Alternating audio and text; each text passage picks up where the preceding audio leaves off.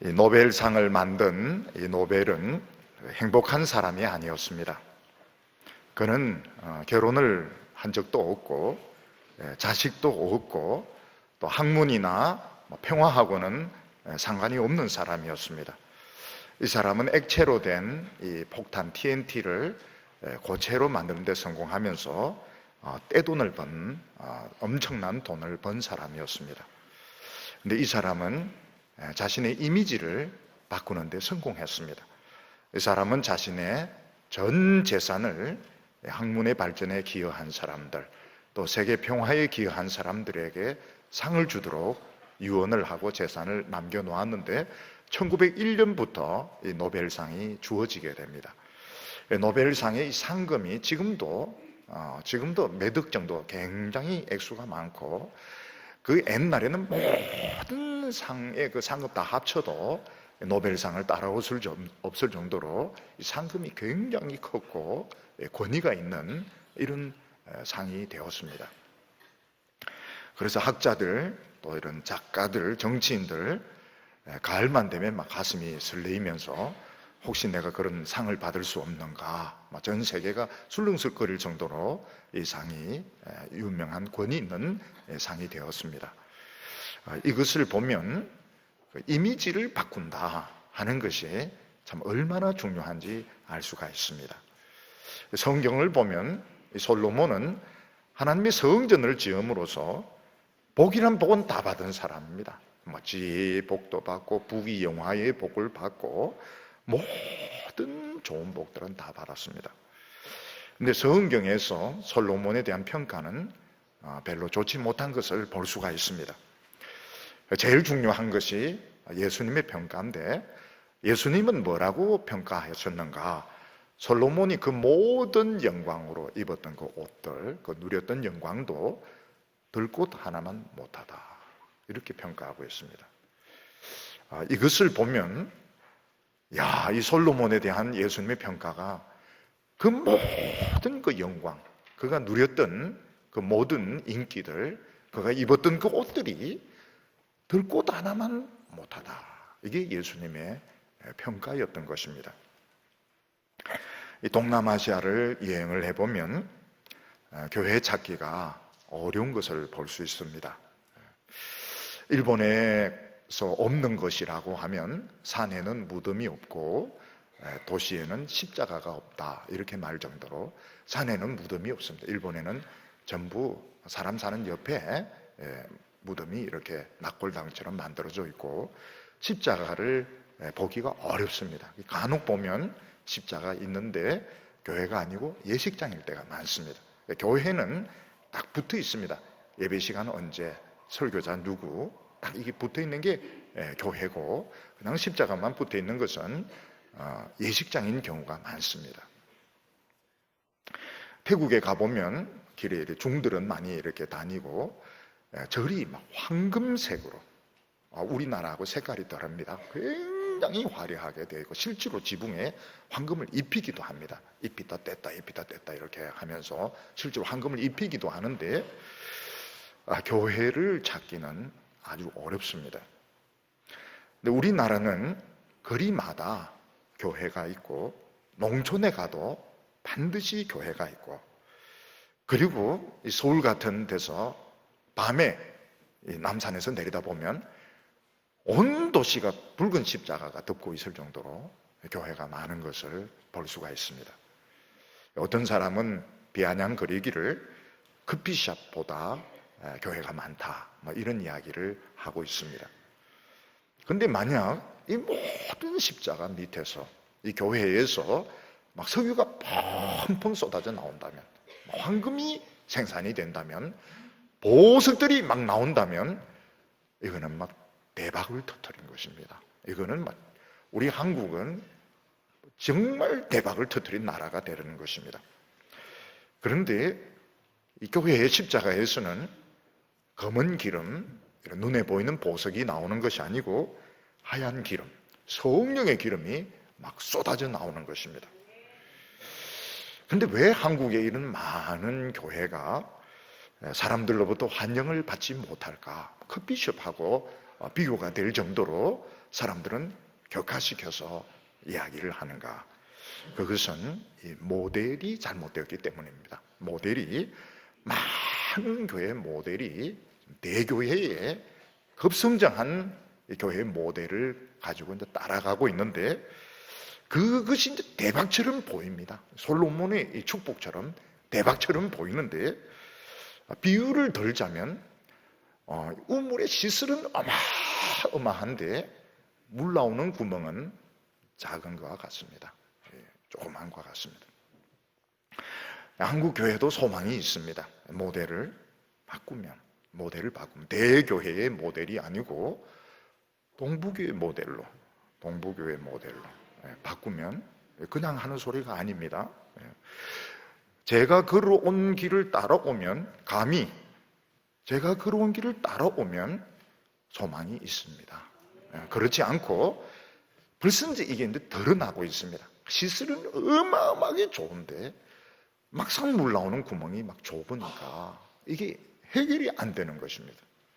구멍을 뚫어야 됩니다. 구멍을 5개, 6개 뚫어서 생수가 터져 나오고 기름이 터져 나오면 우리 한국은 진짜 대박이 터진 나라.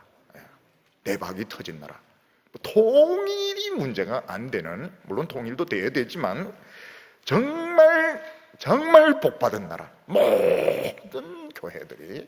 모든 교회들이 이 우리 동부교회 모델, 이 성경을 들고 파는 이 모델을 따라오면 한국은 굉장히 소망이 있는 것입니다.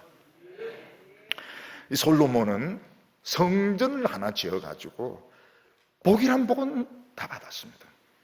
근데 그 복이 진짜 복이 아니었습니다. 가능성을 제시해 주는 것입니다. 앞으로 진짜 성전을 지으면 정말 상상할 수 없는 복을 주겠다. 하나님의 약속인 것입니다. 하나님이 정말 주시려고 정말 원하시는 그 성전은 움직이는 하나님의 백성들이 하나님의 말씀을 듣고 변화되고 말씀으로 채워지고 기도하는 움직이는 성전, 살아있는 성전. 눈에 보이는 건물을 지어도 이렇게 유명해지고 복이란 복은 다 받는데, 하나님이 진짜 원하는 이 성전 지으면 상상할 수 없는 복을 주겠다, 이런 예표로서 준 것입니다.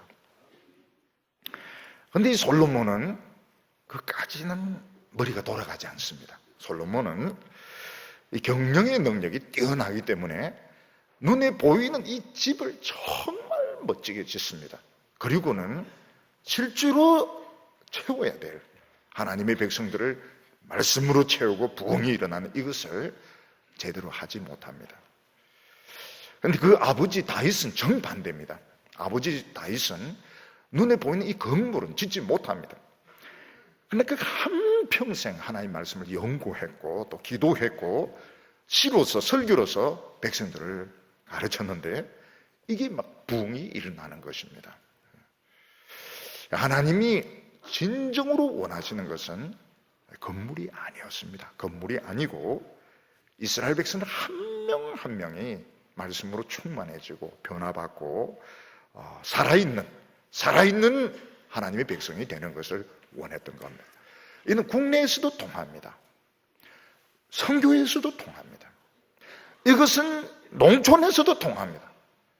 농촌에 할머니들만 있는데요, 농촌에서도 통합니다. 어디든지 통하는, 개척교회도 통하고 어느 곳에서도 통하는, 하나님이 진심으로 원하는 축복을 주시는 성전은 사람이 말씀으로 채워지는 움직이는 성전인 것입니다. 오늘 첫 번째는 솔로몬이 성전을 짓는 계기가 있게 됩니다. 하나님은 다윗에게 내 몸에서 날 자가 성전을 건축할 것이라 이렇게 약속을 하셨습니다. 다윗 뒤에 솔로몬이 왕이 되는데, 솔로몬은 성전을 지을 가능성이 아주 높은 사람이었습니다. 그런데 이스라엘을 여행해 보신 분은 알겠지만은 이스라엘은 이런 집을 지을 멋진 나무가 없습니다. 가보시면 알지만 우리나라 같이 금강송 같은 쫙 뻗는 이런 나무들이 없습니다. 이런 재료들이 없는 나라입니다. 이 솔로몬은 이스라엘이라는 나라 자체가 이런 멋진 이런 나무가 생산이 안 되는 나라이기 때문에 성전을 어떻게 해야 되는가, 이렇게 시작해야 되는가 말아야 되는가 이렇게 생각하고 있는데, 생각지도 않은 이방인들의 이런 도움으로 시작을 하게 됩니다. 열왕기상 5장 1절을 보면 솔로몬이 기름 부음을 받고 그 아버지를 이어 왕이 되었다 함을 두로왕 히람이 듣고 그의 신하들을 솔로몬에게 보내었으니 이는 히람이 평생에 다윗을 사랑하였습니다. 조금 전에 말씀을 드린 것처럼 이스라엘은 우리나라와 같은 이런 일본과 같은 일본의 흰옥이 쫙쫙 뻗어 있지 않습니까? 이런 목재가 없는 나라입니다. 그러면 솔로몬이 성전을 지으려면 나무를 이제 돈 주고 사오든지 아니면 전쟁해서 이겨서 조공을 받든지 그렇게 해야 이 나무를 확보할 수 있는 것입니다. 근데 솔로몬 때는 돈이 많았기 때문에 목재를 사오는 것은 문제가 없습니다. 근데 문제는 뭔가 하면 과연 이 하나님의 성전을 돈으로 짓는 거냐? 과연 이 성전을 돈으로 짓는 거냐? 아니면 다른 나라를 정복해서 야 나무 바쳐. 그럼 나무를 바치겠지만 과연 이 하나님의 성전을 이렇게 정복을 해서 강요해서 억압으로 나무를 바치게 해서 성전을 지을 것인가? 하나님의 성전을 짓는 것은 참 좋은 일인데 문제는 방법이 지금 생각이 나지 않는 것입니다. 어떤 사람은 목적만 좋으면 방법은 어떤 방법을 써도 좋다는 생각을 가진 분이 있는데 그건 좋은 일이 아닙니다. 그건 굉장히 위험한 것이고 목적이 좋으면 방법도 맞아야 되는 것입니다. 그래서 하나님은 다윗에게 너 성전 못 짓는다. 너 자격이 없다고. 다윗은 전쟁을 많이 했기 때문에 전쟁을 해서 그 이긴 것으로 성전을 지으면 하나님은 정복자로서 평화의 왕이 아니고 전쟁을 하는 신으로서 알려질 수 있기 때문에 하나님은 다윗에게 성전을 못 짓게 했습니다. 그래서 이 하나님의 일을 할 때는 목적도 좋지만 수단도 굉장히 중요합니다. 수단이 안 되면 못하는 것입니다. 어떤 분은 건축 헌금 내려고 빠진 고도 하고 이러는데 그거 안 됩니다. 그 빠진 고에서 건축 헌금 내고 선교 헌금 내고 그 선교사님들 그거 굉장히 위험한 겁니다. 그렇게 하지 마세요. 방법도 좋아야 되는 것입니다. 그러면 하나님의 이 성전을 돈으로도 못 짓고 힘으로도 못 지면 뭐로 지어야 됩니까? 뭐로 지어야 됩니까? 나중에 스가랴 선지자는 하나님이 신으로 짓는 게 뭐냐는 거예요. 응? 신으로 짓는 게 뭐냐? 응? 믿음으로 짓는 게 뭐냐? 그러면 뭐 가만히 있으면 하나님의 성전이 저절로 지어지느냐?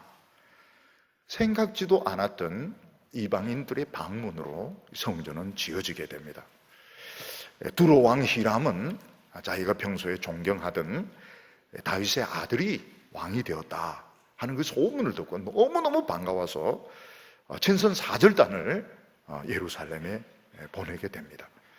그런데 이 두로 왕이 지배하는 시도는 이 나무, 멋진 나무가 굉장히 많은 나라였습니다. 솔로몬은 히람 왕의 사신이 왔을 때 한번 의도를 한번 물어봤습니다. 우리 아버지 다윗은 살아계실 때부터 성전을 짓고 싶었는데 하나님이 허락을 하지 않았다고. 이제는 내가 왕이 되었는데 평화의 시대가 왔기 때문에 성전을 짓고 싶은데 우리가 나무가 없다고 좀 도와줄 의사가 있느냐 이렇게 물어봅니다. 근데 두로 왕이 히람이 대대적인 환영을 합니다. 너무너무 기뻐하면서 기꺼이 마음껏 원하는 대로 이 목재와 사람들, 특히 이 시돈 사람들은 나무 자르고 나무 다른데 세계 최고의 목수들이었습니다. 이 사람들 다 붙여주겠다고 약속을 하게 되었습니다. 어떻게 이 두로 왕 히람이 이 성전 진언일에 기꺼이 동참하게 되었는가? 두 가지 이유입니다. 하나는 히람은 평생에 다윗을 존경했던 것입니다. 이 다윗이 가졌던 그 인격을 보고 히람은 한평생 다윗을 존경을 하고, 다윗은 전쟁을 할 때도 약탈하지 않고 어려운 사람들 도와주고, 이런 것을 보면서 히람은 이방인이었지만 마음속으로 다윗을 진심으로 존경을 했던 것입니다. 우리가 성경을 보면 다윗을 참 미화시키고 있지만 실제로 다윗은 얼굴이 잘생긴 것이 아니었습니다. 얼굴이 잘생긴 것도 아니고 또 세상적으로 무슨 매력을 가진 것도 아니었습니다. 또 다윗은 이 성격도 욱하는 성격이 있습니다. 욱하는 게 이게 몇 번 나옵니다. 욱하는 성격이 있어가지고 다윗은 사실은 뭐 이런 이 성격적인 면에서도 뭐 참 사람들이 좋아하고 잘 사귀고 이런 성격은 되지 못했습니다. 근데 다윗은 그런 많은 그 좋지 못한 이런 여건 가운데서도 자기 속을 그냥 하나님의 말씀으로 막 채웠습니다. 그랬더니 다윗의 인격이 보석이 되고 다윗의 인생이 보석이 되고 너무너무 아름답고 멋진 모습이 나타나게 되었던 것입니다. 그래서 이 매력에 흠뻑 빠졌던 사람이 요나단이었습니다. 요나단은 다윗에게 불같은 성령이 나타나는 거 완전히 다윗의 팬이 되고 다윗의 후원자가 되고 다윗에게 빠졌습니다. 사울왕은 이걸 시기를 했습니다. 아니 성령의 역사가 왜 저놈에게 나타나는 거야? 내인데 안 나타나면 왜 저놈에게 나타나는 거야? 그 시기에서 막 죽이려고 하다가 자기가 죽습니다. 그런데 다윗의 이런 아름다운 이런 모습은 이방인들에게도 굉장히 이런 감동을 주고 감화를 주고, 그래서 이 히람 왕은 참 다윗을 진심으로 존경했습니다. 그래서 다윗의 그 아들이 성전, 뭔가 평소에도 뭐 하고 싶었는데, 평소에도 뭐 하고 싶은 것이 있으면 다 도와주고 싶었는데, 그 아들이 성전을 짓겠다 이러니까 기꺼이 도와주겠다고 약속을 하게 됩니다. 우리 세상 사람들은 크리스찬들을 잘 모릅니다. 왜냐하면 이 크리스찬들은 사교적이지도 않고 또 사람을 사귀는데 굉장히 겁을 많이 냅니다. 그래서 세상 사람들은 크리스찬들을 잘 모르기 때문에 잘 좋아하지도 않고 오해할 때도 많습니다. 세상 사람들을 하나 되게 하는 것이 무엇입니까? 술입니다. 술 한 잔씩 들어가면 막 노래도 같이 부르고 어깨 동무도 하고 막 반말도 하고 이러면서 근데 금방 친해지게 되는데, 예수 믿는 사람은 술도 잘 안 마시고 또 예수 믿는 사람들은 사교적이지도 않고 사람 사귀는 것을 두려워합니다. 상처받을까 싶어서 사람 사귀는 것을 두려워합니다. 그런데 어떻게 하다가 한번 사귀게 되면 깜짝 놀랍니다. 왜냐하면 굉장히 겸손합니다. 겸손하고 따뜻해요. 그리고 이야기를 참 재미있게 합니다. 너무너무 이야기를 재미있게 하고, 그리고 자기 자신을 개방을 잘합니다. 세상 사람들 보면 절대로 자기 이야기를 안 합니다. 절대로 남 이야기, 뭐 세상 이야기 절대로 자기 이야기를 자기 개방을 못 합니다. 근데 예수 믿는 사람들은 만난 지 얼마 안 된다 솔솔솔 막 자기 이야기를 막 너무너무 자기 이야기를 잘하는데, 이게 안 믿는 사람에게는 쇼크입니다. 쇼크. 야, 어떻게 자기 이야기를 이렇게 잘하는가? 만나보면 따뜻하고, 그리고 겸손하고, 그리고 예의가 있습니다. 예의가. 세상 사람들은 조금 친해지면 이제 반말하고, 그 다음에 뭐 합니까? 돈 빌리도 이렇게 이야기합니다. 근데 예수 믿는 사람들은 뭐 반말도 안 하고 진짜 예의가 있습니다. 무례하지. 사랑은 무례하지 아니하며 아무리 사귀어도 예의를 깍듯이 지킵니다. 그래서 한번 알고 보면 그냥 빠져버립니다. 매력에 빠져버립니다. 우리 교회에서도 그렇습니다. 교회에서도 보면 서로 막 같이 교회 다니고 이래도 서로 말할 기회도 별로 없습니다. 근데 어떻게 하다가 뭐 티샬롬에서 한번 만나서 차를 마신다든지 어떻게 하다가 같이 차를 가게, 이야기를 너무 잘하는 거예요. 이야기를 너무 잘하고 너무 따뜻하고 겸손하고, 그때부터는 빠져버립니다. 너무너무 좋아가지고 매력에 빠져버립니다. 다윗이 그런 사람이었습니다. 처음에는 막 생긴 것도 좀 무식하게 생겼고 매력적이지도 못하고, 근데 다윗과 한번 딱 만나보니까 사람이 너무 따뜻하고 겸손하고, 그리고 뭐 진짜 사람이 막 자기를 열어서 이야기를 하는데, 히람은 완전히 다윗에게 빠졌던 겁니다. 다윗을 진심으로 존경을 했던 겁니다. 내 살아생전에 혹시라도 다윗을 도울 길이 있으면 난 무한정으로 돕겠다. 그 사랑하는 아들이 왕이 되어서 도와줄 수 있겠다. 무조건 도와주겠다. 무조건 힘이 자라는 대로 다 도와주겠다. 이렇게 나오는 겁니다. 또 하나는 무엇인가 하면, 히람이 이 솔로몬이 지으려고 하는 집이 그 지극히 높으신 하나님의 성전, 다윗이 한평생 무릎 꿇고 기도하고 그 말씀을 사모했던 온 천지를 창조하신 그 하나님을 이방인이 그 짓는 데 동참한다. 여기에 이 히람은 너무나도 자부심을 가졌던 것입니다. 그래서 이 솔로몬의 성전은 돈이 있다고 지을 수 있는 것이 아닙니다. 교회에서 돈이 있다고 뭘 할 수 있는 게 아닙니다. 그러면 돈만 있으면 다 된다, 이런 생각을 하는 것입니다. 돈만 있으면 된다. 돈 아무리 있어도 못합니다. 하나님의 허락이 없으면, 믿음이 없으면 돈으로 뭘 하겠다, 돈으로 예배당을 지겠다, 돈으로 선교하겠다, 돈으로 교육하겠다, 완전히 이거는 있을 자격도 없습니다. 그런 사고방식을 가진 사람은 여기 있을 자격이 없어요. 어떻게 돈으로 하나님의 일을 하고, 돈 있는 사람에게 손을 벌리고 돈으로 뭘 하겠다, 어떻게 그런 사람이 하나님 일을 할 수 있습니까? 절대로 못합니다. 돈으로 못해요. 돈 있어도 하나님의 허락 없이는, 성령의 감동 없이는 아무것도 못하는 겁니다. 힘이 있다고 할 수 있느냐? 그러면 뭐 힘이 있으면 뭐 다 하는 것이죠. 뭐 군대 불러서 하고, 뭐 사람들 뭐 용역 불러서 하고. 용역을 부릅니다. 요즘은 보면 굉장히, 어떻게 크리스찬이 목회자들이 그런 생각을 할 수 있을까?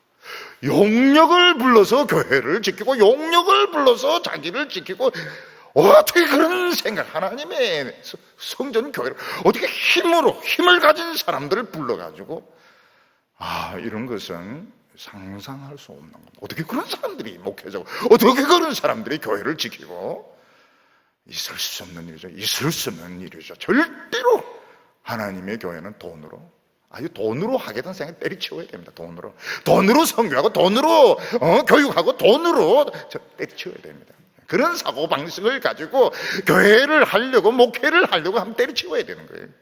힘으로 용역 불러서 때려치워야 돼요. 무슨 그런 믿음 없는 인간들이 하나님의 나라를 위해서 하고, 주님의 이름을 부르고, 주님의 이름을 얼마나 더럽게 하면서, 그건 상상할 수 없는 것입니다. 이 솔로몬이 기도하면서 기다릴 때 이방인들이 자발적으로 옵니다. 다윗을 너무너무 존경했기 때문에. 우리 이방인들이 하나님의 성전을 짓는다, 너무너무 좋아가지고 기쁨으로 동참을 하는 것입니다. 그래서 솔로몬의 성전은 처음부터 선교의 목적으로 지어진 것입니다.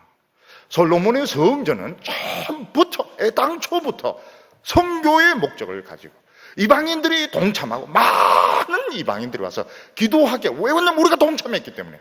거기 있는 나무들, 거기 있는 인부들, 우리들이 이방인들이었기 때문에 선교의 목적으로 이 솔로몬의 성전이 지어지게 되는 것입니다.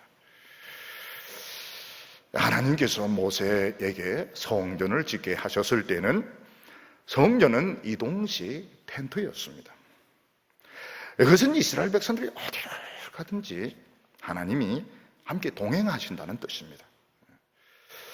그래서 모세 때 하나님의 성전은 찾아가는 성전입니다. 이스라엘 백성들이 어디에 있든지 하나님께서 동행하시고 찾아가는 성전의 모델인 것입니다. 근데 솔로몬의 성전은 이방인들이 찾아오는, 하나님이 찾아가기보다는 이방인들이 찾아오는 come, 옛날에는 go면 go structure 뭐 이렇게 본다면 이번에는 come, 이방인들이 찾아오는 그런 구조로 되어 있는 것입니다. 병원을 비유로 든다면 이 모세의 성전은 의사들이 왕진을 하는 구조입니다.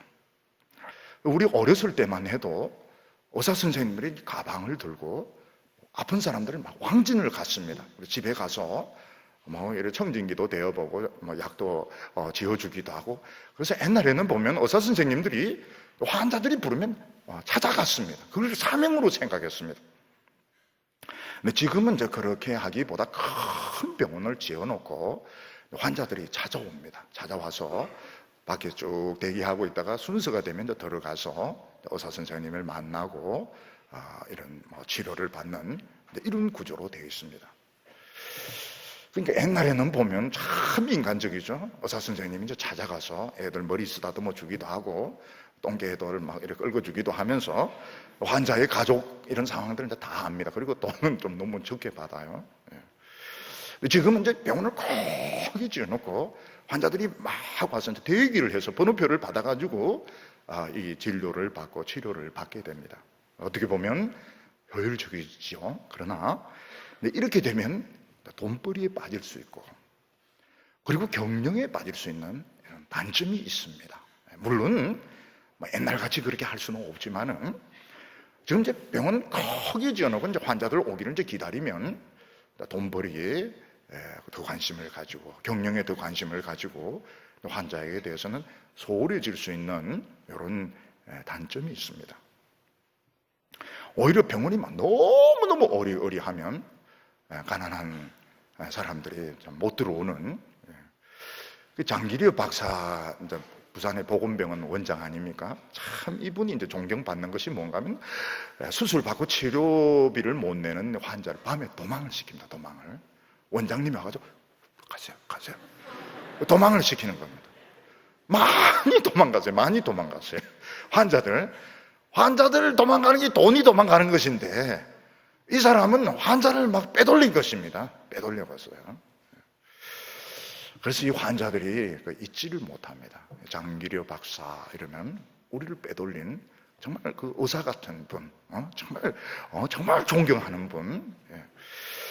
그래서 이제 오늘 같은 이런 시대에서 정말 의사다운 의사가 되려고 하면 집만 크게 지어서는 안 되고 스피릿이 살아있어야 되는 겁니다. 의사로서의 스피릿이 살아야 됩니다. 의대생들 중에 보면 기독교인들 모임이 있지 않습니까? 그런 모임 보면 그게 있습니다. 기독교인들이 보면 그런 모임이 그런 정신이 있어요. 그래서 막 선교사라도 가고 그렇게 합니다. 그런 사람들이 있어요. 그래서 이제 모세의 이 성막과 솔로몬의 성전이 상당히 이제 개념의 차이가 생기게 됩니다. 모세 때는 하나님이 찾아가서 만나 주셨고, 이제는 이방인들이 하나님을 찾아오고, 근데 잘못하다가는 외형과 매너리즘에 빠질 위험이 다분히 있는 것입니다. 오늘 두 번째로 보면 솔로몬이 경영에 아주 탁월한 것을 볼 수 있습니다. 어떤 조그만 구멍 가게 같으면 사장님이 경영을 할 수 있습니다. 간단합니다. 간단해. 수입과 지출만 이렇게 딱 맞으면, 이게 이제 현금 줄 납부, 이게 제일 간단한 것입니다. 제일 간단하고. 사실 교회도 제일 간단한 구조입니다. 근데 회사가 어느 정도 이제 커지게 되면 이런 주먹구구식으로는 안 됩니다. 주먹구구식으로 안 되고 이제 전문가들이 필요하게 되는 겁니다. 모세가 성막을 지을 때 모세는 설교자 아닙니까? 경영 마인드가 없어요. 모세는 경영 마인드가 없습니다. 그래서 이스라엘 백성들에게 뭐라고 말합니까? 감동 있는 사람은 가져오세요. 감동이 있는 사람은 성전 지을 재료를 가지고 오세요. 뭐 금이나 은이나 실 같은 거 가져오세요. 그러니까 사람들이 자기 이제 텐트에 들고 있다 갑자기 감동이 생기면 막 가져오는 것입니다. 이런, 해달의 가죽 이런 것도 가져오고, 막 실도 가져오고, 막 가져오는 거예요. 그러니까, 이 모세는 경영이 좀 마인드가 없는 사람입니다.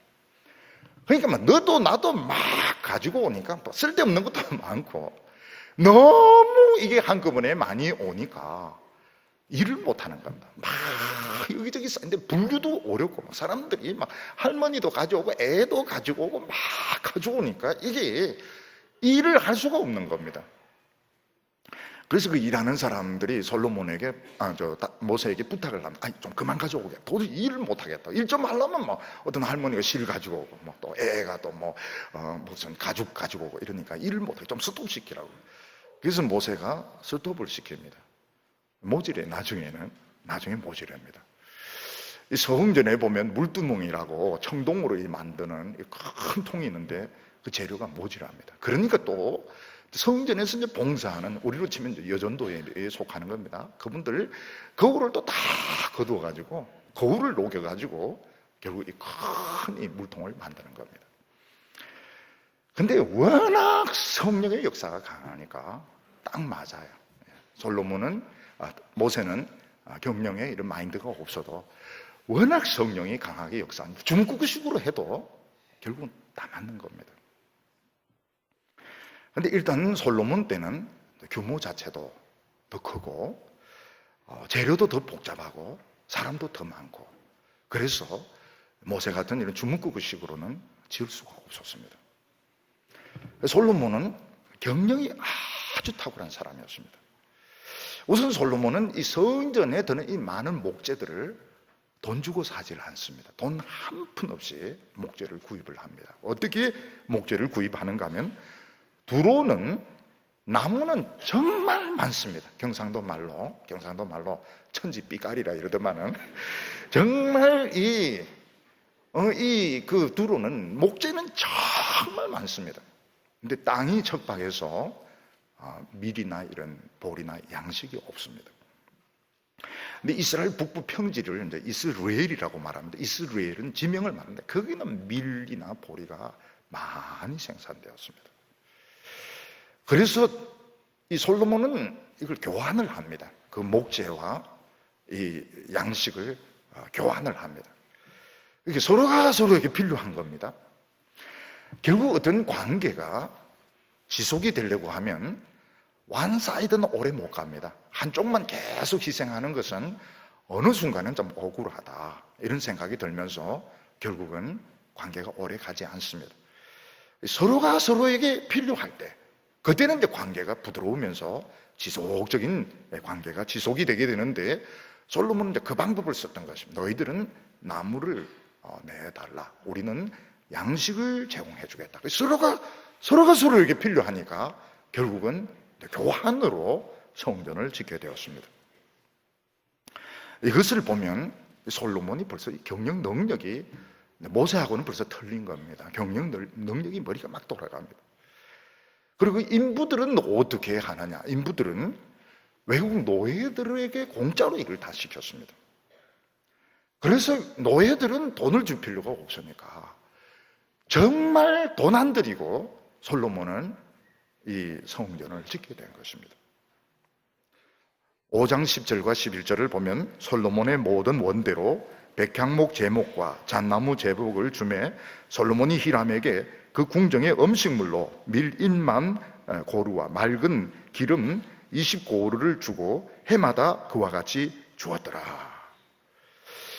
솔로몬이 성전을 짓는데 목재는 이 양식과 교환하고, 그리고 이 노동력은 노예들을 시켜가지고 일을 쓰니까 이스라엘 백성들은 사실은 손 하나도 안 대고, 모세 때처럼 헌금도 안 내고 공짜로 성전이 지어지게 되는 것입니다. 그럼 이 공짜로 지어진 성전이 이스라엘 백성들에게 유익이 되었느냐? 별로 유익이 되지 못했습니다. 이게 문제인 겁니다. 사람은 자기가 대가를 지불하고 자기가 희생을 하고 세워진 집은 애착을 가집니다. 근데 나는 가만히 있고 다른 사람의 돈으로 다른 사람의 노력으로 지어진 집에 대해서는 별로 애착이 없어요. 이게 문제인 것입니다. 이게 그 솔로몬이 기생들 그 심리는 이해하면서 사실은 이스라엘 백성들 심리를 이해하는데 실패를 하게 됩니다. 사람은 자기가 희생하지 않은 것에 대해서는 소중하게 생각을 하지 않습니다. 사도 바울도 고린도에서 복음을 전할 때 고린도 교인들에게 부담을 주지 않기 위해서 돈을 안 받습니다. 그리고 텐트를 짜서 텐트 메이킹을 해서 스스로 자비량으로 해서 선교를 합니다. 고린도 교인들과 그 후임자들이 사도 바울한테 고마워하는 건 아닙니다. 사도 바울은 실력이 없는 사람이다. 자격이 없는 사람이다. 사람의 심리라고 하는 것은 참이 묘합니다. 부모님도 마찬가지입니다. 자식들에서 온갖 희생을 다 했을 때 자식이 고마워하냐? 고마워 안 합니다. 고마워 안 하고 끝까지 뭘 자꾸 요구를 이렇게 하는데 막 고생을 시키고 막 이런 자식들은 오히려 막 명절 때 막 가지고 오고 막 이렇게 사람의 심리라고 하는 것은 참 우리 생각하고 달라요. 일본 같은 데 보면 목회자들이 월급을 안 받습니다. 설교할 때마다 조금씩 이런 봉투를 받고 이러니까 교인들이 책임을 안 져요. 별로 애정을 안 가집니다. 한국 목회자는 그런 거 없습니다. 뭐 아르바이트 이런 거 없습니다. 굶어 죽을 각오를 하고 막 이러니까 아이고 저거 먹여 살려야 되겠는데 그러면서 뭐 헌금 내고 11조 내고 이러면서 애착을 가지는 겁니다. 그래서 너무 잘해주는 게 나중에 가서는 좋은 소리 못 듣습니다. 좋은 소리 못 듣고 나중에는 또 다른 이야기를 합니다. 사람이라고 하는 것은 사람의 심리는 굉장히 이상해요. 그래서 솔로몬이 사실 경영을 탁월하게 합니다. 이스라엘 백성들의 입장에서 보면 뭐 돈을 더 거둔 것도 아니고 세금을 거둔 것도 아니고 이런데도 이스라엘 백성들은 이 새 성전에 대해서 별로 애정을 못 가지는 겁니다. 나중에 이스라엘 백성들이 성전을 멀리하게 됩니다. 왜냐하면 내가 희생한 것이 없으니까. 교회 와서도 마찬가지입니다. 막 눈물 흘리면서 기도하고 막 눈물을 한 바가지 두 바가지 흘리고 교회 헌금도 내고 이런 사람들은 굉장히 애착을 가집니다. 근데 그렇지 않은 분들은 또 애착이 없어요. 솔로몬이 지금 짓고 있는 이 성전은 세계 최고로 복받은 정말 복이 임하는 하나님의 성전을 짓는 것입니다. 여기에 금이나 은이나 인색할 필요가 없습니다. 근데 솔로몬은 돈 쓰는데 굉장히 인색합니다. 받아들이는데 다른 사람이 주는 데는 굉장히 익숙한데 솔로몬 자신이 돈 쓰는 데는 아주 인색했던 것입니다. 나중에 이것이 두로만 히람이 불평을 하게 됩니다. 당신 굉장히 인색한 사람이다. 실컷 좋은 일 해주고 히람이 원망을 하게 됩니다. 너무 인색했기 때문에. 우리 예수 믿는 사람들은 다 모든 걸 아끼는 편입니다. 왜냐하면 고생을 해봤지 않습니까? 연단을 받아봤고 고생을 해봤기 때문에 사실은 모든 걸 아낍니다. 근데 어떤 때는 하나님의 축복을 많이 주신 후에도 부자가 된 후에도 굉장히 굴비가 뭔지 알죠? 굴비짓을 하는 분들이 많이 계세요. 교회도 그렇고요. 너무 이제 인색하게 옛날에 고생했던 그런 기억들이 있으니까요. 근데 그것은 좋지가 않습니다. 한 번씩 친척이나 가족들에게 한 번씩 베풀면 놀랍니다. 어떻게 놀랍니까? 놀랄 노자다 이런 사람도 있고 해가 서쪽에서 뜨겠다 이게 뭡니까? 우리말로 표현하면 주께 영광 돌리세 이걸 모르니까 그 사람들은 놀랄 노자다 해가 서쪽 이게 뭔가 다 하나님께 찬양을 돌리는 겁니다. 근데 우리가 다른 사람들을 이렇게 좀 돕고 이렇게 하면 하나님이 주신 복에 사실 1000분의 1도 10,000분의 1도 안 됩니다. 그런데 하나님도 좋아하고 사람도 좋아하고 영광이 막 하나님께 돌려지긴 하나님도 또 복을 더 주세요. 복을. 그래서 하나님의 백성들이 우리 선교를 하고 학생들 장학금을 주고 또 구제를 하는데 너무 인색할 필요가 없습니다. 우리는 이미 엄청나게 복을 받았기 때문에 팍팍 해도 사실은 많은 게 아닙니다. 우리 실제로 그렇게 하세요. 그렇게 하시는데 우리가 가진 마인드는 무슨 마인드? 하나님의 일을 돈 가지고 한다. 오지도 말아요. 너 같은 인간은 필요 없다고 분명히 이야기를 해야 됩니다. 하나님의 일을 힘으로 하겠다. 오지 마. 뭐 용력을 가지고 오지도 말라고요. 쫓아내버려야 됩니다.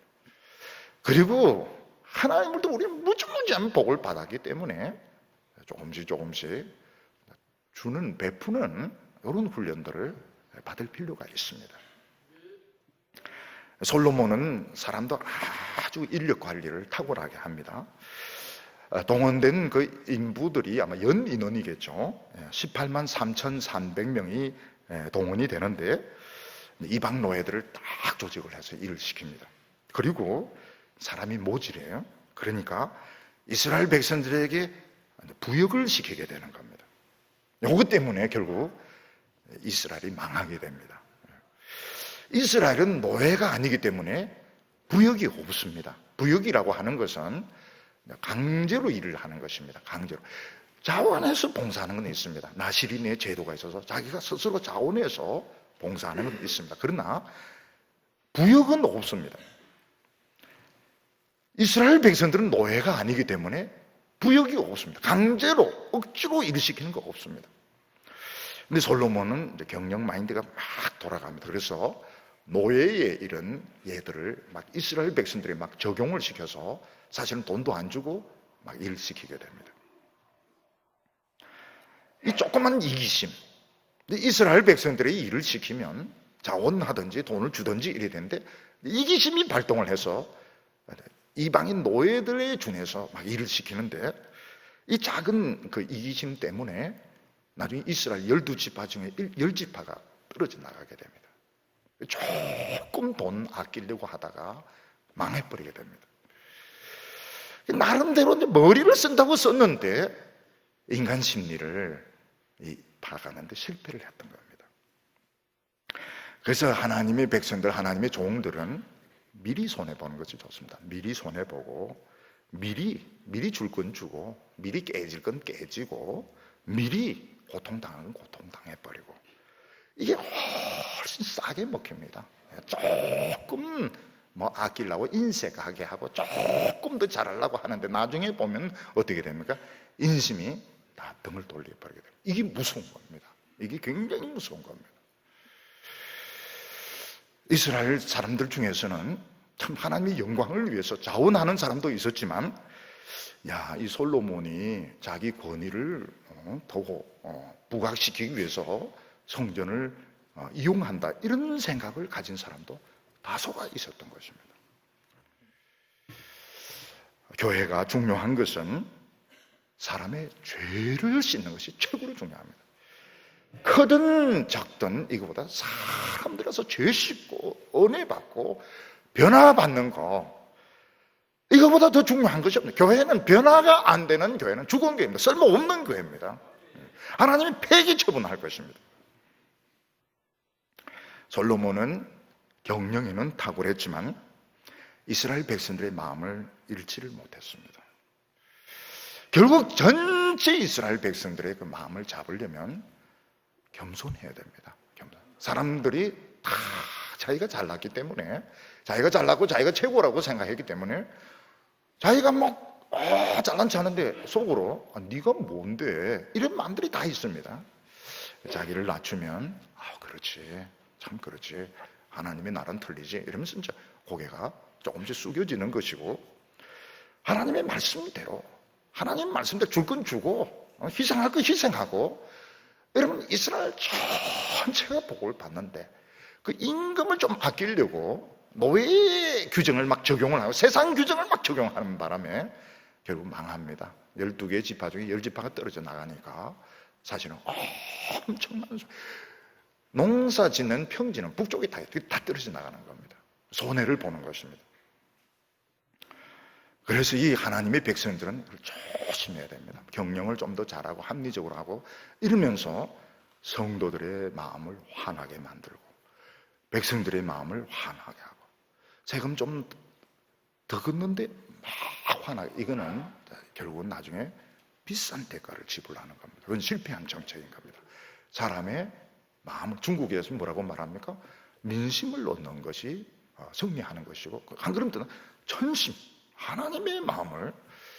교인 중에 아니 우리 목사님이 공자의 제자가 됐나 말을 하자면 그렇다는 것이죠. 중국인도 그 정도인데 우리 크리스찬들이 그걸 못 읽으면 되겠네. 사람들이 심리를 못 읽으면 경상도 말로 막살 나야 되는 겁니다.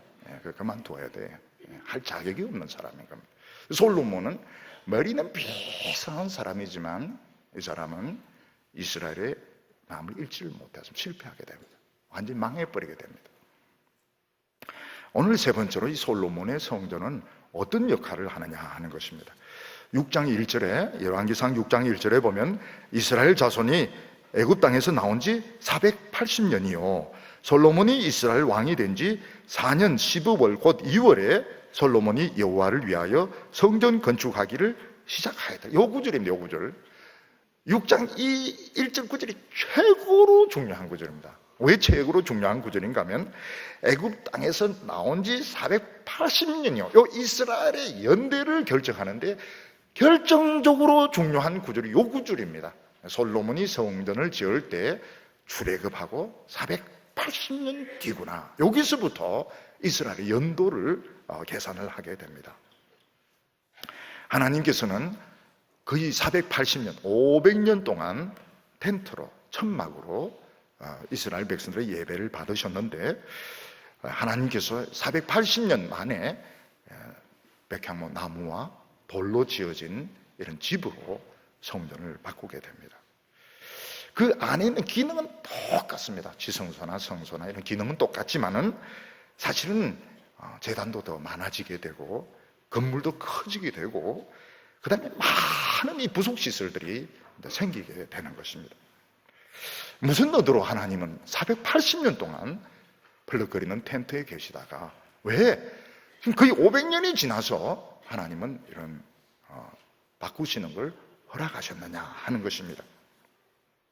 중요한 것은 옛날에 이스라엘 백성들은 이동을 했습니다. 광야에서 계속 이동을 했기 때문에 성전은 조립식이었고 또 하나님의 이런 언약궤나 번제단은 다 들고 다닐 수 있는 휴대용, 손으로 드는 건 아니지만 움직일 수 있는 이런 것이었습니다.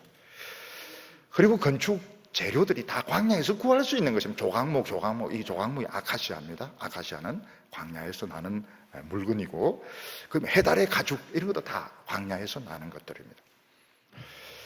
근데 이스라엘 백성들이 가나안 땅에 정착하고 이동을 하지 않는데, 이제는 이 유목민 때 쓰던 천막이 초라하게 보이는 거예요. 하나님에게 초라한 것이 아니고 이방인들이 이제 왔을 때 하나님의 성전이 초라하게 보이는 겁니다. 이방인들은 수준이 낮기 때문에 하나님은 문제가 없습니다. 하나님은 천막이 하나님 더 좋습니다. 그런데 이방인들이 왔을 때, 여호와 하나님 천지를 지으신 분이 왜 이런 텐트에 계시는가? 그래서 그들이 뭔가 하나님이 좀 초라한 것 같은 이런 인상을 주게 되는 것입니다. 그럼에도 불구하고 이 텐트가 주는 이미지는 강력했습니다. 뭔가 하면 너희들은 이 세상 살다가 잠시 떠날 거니까, 우리는 이 세상 장막 생활하다 떠날 거니까 너희들은 너무 이 세상에 애착을 가지지 말라. 너무 이 세상에 매이지 말고 장막 걷는 거, 이동식이란 것을 생각하라. 강력한 이런 메시지를 가지고 있었던 것입니다. 근데 이스라엘 백성들이 가나안 땅에 이렇게 와서 정착을 하니까 사실은 이동식이 필요가 없는 겁니다. 옛날에는 참 필요했지만 이제는 필요가 없습니다. 그리고 이방인들의 수준에서 볼 때 뭔가 좀 하나님이 초라한 것처럼 보이는 것도 사실이어서 많은 이방인들이 오는데 왜 하나님의 집은 이렇게 참 초라한가? 우리 이집트의 무덤보다도 너무 작네. 이런 이제 이야기들을 하니까 하나님께서 눈높이로 이방인들의 그 눈높이에 맞추어서 성전을 짓게 하신 것입니다. 근데 하나님께서는 이게 텐트가 이런 고정된 건물로 변함으로써 생길 수 있는 우려를 하나님 많이 하셨습니다. 굉장히 우려를 많이 하셨습니다. 하나님 기뻐하시기보다는 걱정을 더 많이 하셨습니다. 근데 그 중에 하나가 무엇인가 하면 이스라엘 백성들 중에 하나님이 이 집에 계신다, 하나님을 이제 고정화시키는 이런 개념이 실제로 생기게 됩니다. 실제로. 이원론 신앙이 뭔가, 하나님은 성전에 계시고 예배당에 계시고 세상에는 하나님 못 느끼고 사는 겁니다. 직장 생활하고 여가를 활용하고. 그래서 보면 서울에서 이 목회를 할 때 보면 부모님들의 신앙은 굉장히 좋은데 자녀 교육은 신앙적으로 안 합니다. 자녀 교육은 세상하고 똑같이, 세상보다 더 심하게 합니다. 근데 이런 것들이 좀 하나님이 우려하는 겁니다. 부모 자기에게 신앙이 중요하면 자식에게도 신앙이 중요해야지. 왜 자기만 신앙이 중요하고 자식들은 세상적으로 키워놓냐. 그게 고정된 개념. 어떤 분은 예배 마쳐 인사하고 하나님 안녕히 계십시오, 다음 주에 뵙겠습니다 이러면서 예의는 굉장히 바르지만 성전을 벗어나는 순간 하나님에 대한 개념이 없는 겁니다. 어떤 분들은 부부싸움이 너무 심했습니다. 너무 심하게 싸우니까 목사님이 신방을 와가지고 너무 당신들은 부부싸움을 심하게 하니까 안 되겠다. 그래서 식탁에 예수님 사진을 이렇게 걸어놓게 했습니다. 예수님이 보니까 당분간은 싸우지 않습니다. 좀 지나니까 너무 싸우고 싶은데 예수님이 보니까 사진을 떼가 엎어놓고 막 싸우기 시작하는 것입니다. 이게 이제 문제인 겁니다. 사진을 걸어놓으면 문제가 이제 그겁니다. 사진을 엎어놓아버리면 예수님 못 보니까 실컷 싸우고 또 걸어놓고, 이게 이제 이원론적인 신앙인데 이런 신앙으로 사실 빠졌습니다. 이스라엘 백성들이 건물을 지으므로 하나님이 그 우려하는 현상이 나타나게 되었습니다. 그리고 성전이 땅에 이제 고정됨으로써 역시 이스라엘 백성들이 세상에 애착을 가지게 됩니다. 이 세상 땅과 부귀영화에 매이게 되는 것입니다. 하나님께서 텐트에 계실 때, 야, 우리는 이 세상을 낭어대로 산다. 우리 언젠가는 텐트 다 걷고 우리 가자. 응? 우리 천국에 가자. 영원한 나라에 가자. 그래서 이스라엘 백성들이 너무 이 세상에 집착이 되지 않았던 것입니다.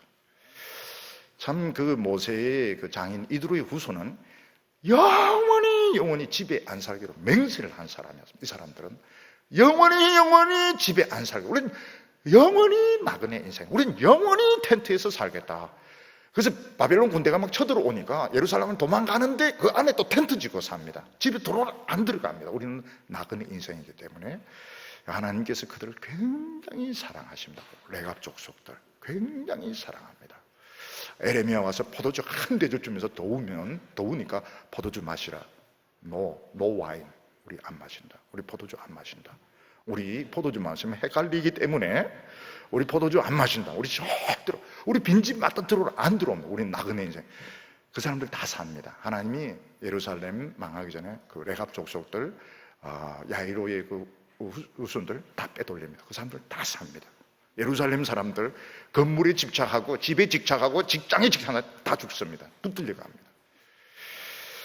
하나님께서 솔로몬에게 분명히 말씀하셨습니다. 6장 11절에 보면 여호와의 말씀이 솔로몬에게 임하여 가라사대 내가 이제 이 성전을 건축하니 내가 만일 내 법도를 따르며 내 율례를 행하며 나의 모든 계명을 지켜 그대로 행하면 내가 내 아버지 다윗에게 한 말을 내게 확실히 이룰 것이요 내가 또한 이스라엘 자손 가운데 거하며 내 백성 이스라엘을 버리지 아니하리라 하셨더라.